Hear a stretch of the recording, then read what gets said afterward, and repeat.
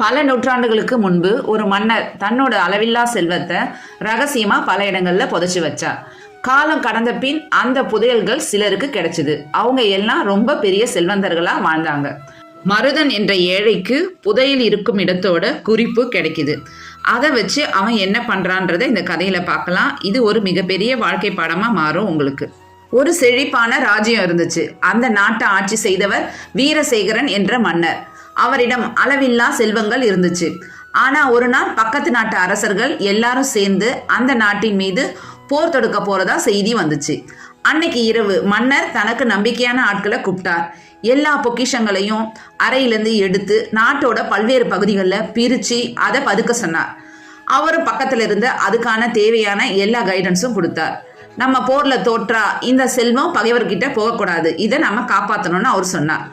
அன்று இரவு முழுவதும் பல ரகசிய இடங்கள்ல பெரிய பெரிய செம்பு பானைகள்ல செல்வங்களை மறைச்சு வச்சாங்க.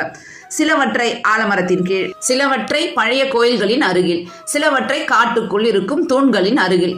புதைத்த இடங்களை குறிக்க பழைய குறியீடுகளும் எழுதப்பட்டன. ஆனா அந்த போர் முடிஞ்ச பிறகு மன்னரும் அவரது வீரர்களும் திரும்பி வரவே இல்லை. காலம் கடந்து போச்சு, அரசும் அழிஞ்சு போச்சு. இந்த புதையல்களோட கதை மட்டும் மக்கள் கிட்ட மர்மமா வாழ்ந்துட்டு இருந்துச்சு. அதன் பிறகு பல ஆண்டுகளுக்கு பின்னாடி சிலருக்கு அந்த புதையல் கிடைச்சிச்சு. அவங்க மிகப்பெரிய பணக்காரர்களா மாறினாங்க. அந்த ஊர்ல ஒரு ஏழை வாழ்ந்தான். அவன் தான் மருதன். அவன் விறகு வெட்டி வாழ்ந்துட்டு வந்தான். அவன் ஒரு நாள் காட்டுக்கு சென்று திரும்பும் போது மழை வேகமா பெஞ்சிச்சு. ஒதுங்க இடம் தேடி அவன் அலைஞ்சான். அப்ப ஒரு பழைய மண்டபம் கண்ணுல பட்டுச்சு. அவன் அங்க மழைக்காக ஒதுங்கினான். இடி பலமா அங்க இருந்த ஒரு தூணின் மேல விழுந்துச்சு. அந்த இடியோட அதிர்ச்சியில மண்டபத்தோட தூண் உடைஞ்சு கீழே விழுந்துச்சு. அந்த இடத்துல ஒரு செப்பு தகடு கண்ணுல பட்டுச்சு. அதுல நிழல் இல்லாத கல்லின் கீழ் அரசனின் ரகசியம் உறங்குது அப்படின்னு எழுதியிருந்துச்சு.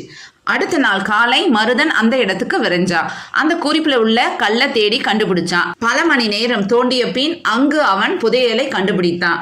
அவை அல்ல அல்ல குறையாத பொக்கிஷங்களாக வந்து கொண்டே இருந்தது. மருதன் நீண்ட நேரம் அமைதியா உட்கார்ந்து யோசிச்சான். அவனால அந்த செல்வத்தை வச்சு ராஜா போல வாழ முடியும், பெரிய மாளிகை கட்ட முடியும். அவன் வேறு விதமா யோசிச்சான். நான் மட்டும் செல்வந்தனா வாழ்ந்தா என்ன பையன்? ஊரையே நல்லா வாழ வைக்கணும்னு முடிவு பண்ணான். அந்த கிராமத்துல கிணறுகள் கட்டினான், பசியால் தவச்சவங்களுக்கு உணவு கொடுத்தான், ஸ்கூல் கட்டினான், விவசாயத்துக்கு கால்வாய் அமைச்சான், ஏழைங்களுக்கு வேலை கொடுத்தான். சில ஆண்டுகள்ல அந்த கிராமம் செழிப்பான ஊரா மாறுச்சு. மக்கள் சந்தோஷமா வாழ ஆரம்பித்தாங்க. அதே நேரத்தில் முன்பு புதையல் கண்ட மற்ற செல்வந்தர்கள் பெயர்கள் எல்லாம் காலத்தோடு மறைஞ்சு போச்சு. ஏன்னா அவங்க செல்வத்தை எல்லாம் தங்களுக்காக மட்டும் பயன்படுத்தினாங்க. புதையலை கண்டவர்கள் பலர், ஆனா மக்களோட வாழ்க்கையை மாத்தினவன் மருதன் மட்டும்தான். அவன் தான் வரலாற்றுல இடம் பிடிச்சான்.